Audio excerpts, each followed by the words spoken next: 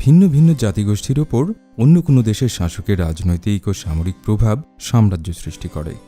সাম্রাজ্যের ভূখণ্ডগুলো হতে পারে কাছাকাছি কিংবা হাজার হাজার মাইল দূরে। পৃথিবীর ইতিহাসে বড় সাম্রাজ্যগুলোর একটি ছিল আমাদের সকলের পরিচিত ব্রিটিশ সাম্রাজ্য। একসময় পৃথিবীর মোট আয়তনের 4 ভাগের 1 ভাগ আর মোট জনসংখ্যার 3 ভাগের 1 ভাগ শাসন করত এই সাম্রাজ্যটি। ভারতবর্ষে বাণিজ্য কুঠি স্থাপন করে তারা কিভাবে বাংলার মসনদে বসেছিল তা কম বেশি আমাদের সকলেরই জানা। পুরো পৃথিবীর এক মহাদেশ থেকে আরেক মহাদেশ চষে বেড়ানো ব্রিটিশ সাম্রাজ্যের জানা অজানা নিয়েই থাকছে আদ্যপান্তের এই পর্বটি।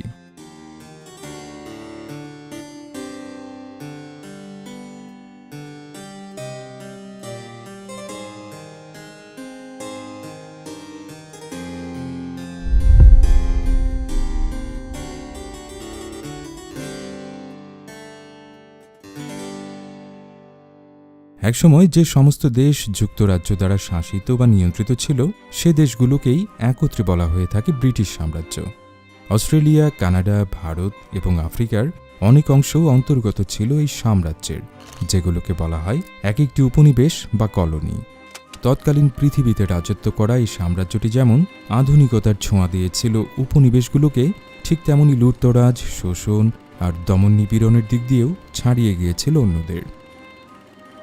1913 সাল নাগাদ ব্রিটিশ সাম্রাজ্যের শাসন ছিল প্রায় 412 মিলিয়ন মানুষের উপর, যা তখনকার জনসংখ্যার প্রায় 23% বলা চলে।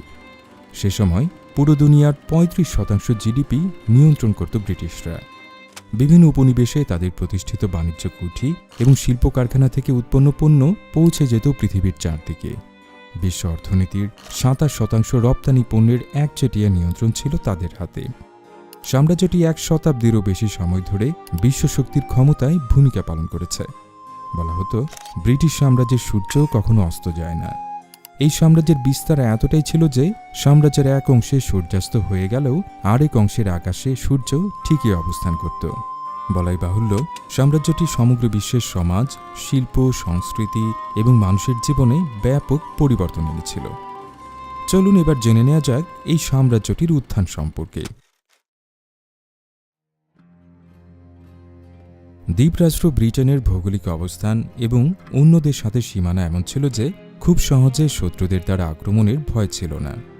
ইংল্যান্ড এমন কিছু উপনিবেশ চেয়েছিল যা তাদের চিনি, ধাতু ও তামাকের মতো মূল্যবান উপকরণ সরবরাহ করবে। 16 শতকের দিকে ব্রিটেনের বাইরে বসতি স্থাপন শুরু হয় এবং 17 শতকে ব্যাপক সমুদ্র অভিযানের কল্যাণে নতুন নতুন দেশ আবিষ্কার এই বসতি স্থাপনের পালে জোর হাওয়া দিয়েছিল। এরই ধারাবাহিকতায় আমেরিকা ও ওয়েস্ট ইন্ডিজে বসতি স্থাপনের মধ্য দিয়ে সাম্রাজ্যটির উত্থান শুরু হয় বলা যায়। 1603 সালে স্কটল্যান্ডের রাজা ষষ্ঠ জেমস ইংল্যান্ডের সিংহাসনে বসেন। 1707 সালে উভয় দেশ উত্তর আটলান্টিক মহাসাগর এবং উত্তর সাগরে নিজেদের মধ্যে বাহ্যিক সীমানা ভাগ করে নেয়। তৈরি হয় শক্তিশালী নৌবহর। দুঃসাহসিক সমুদ্র অভিযানের জন্য এই নৌশক্তি ব্রিটিশদের বাড়তি সুবিধা দিয়েছিল।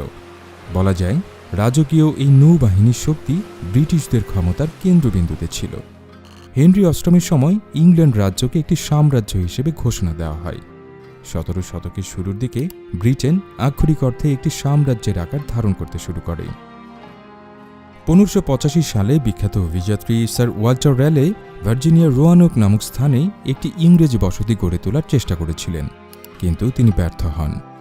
পরে 1607 সালের দিকে ক্যাপ্টেন জন স্মিথ ভার্জিনিয়ার জেমস টাউনে প্রথম স্থায়ী ইংরেজ উপনিবেশ প্রতিষ্ঠা করেন।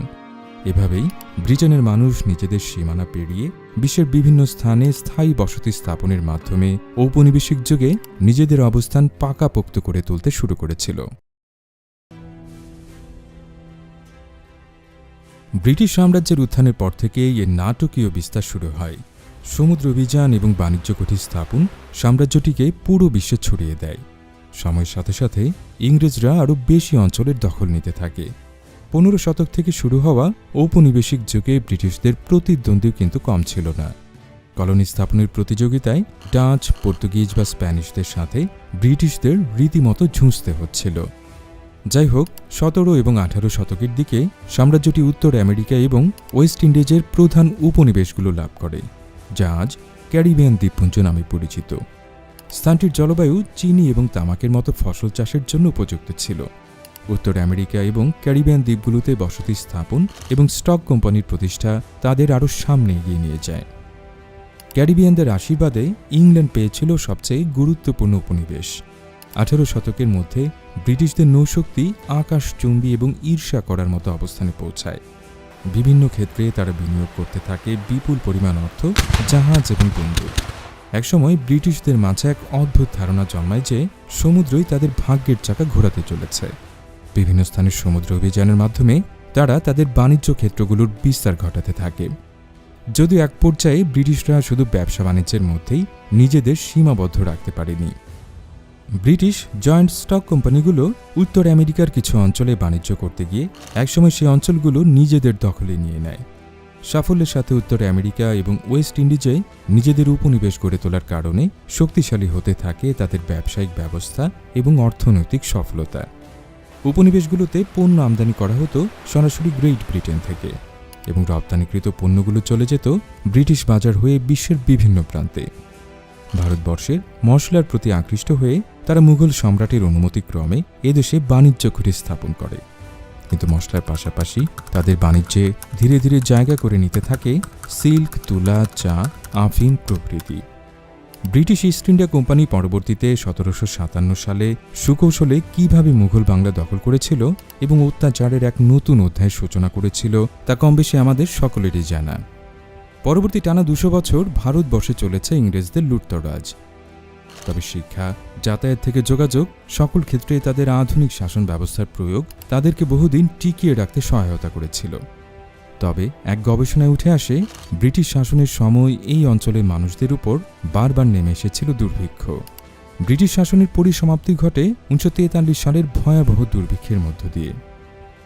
রাজস্ব আদায়সহ বিনা শুল্কে বাণিজ্য ব্রিটিশদের আঙুল ফুলে কলাগাছ বানিয়েছিল।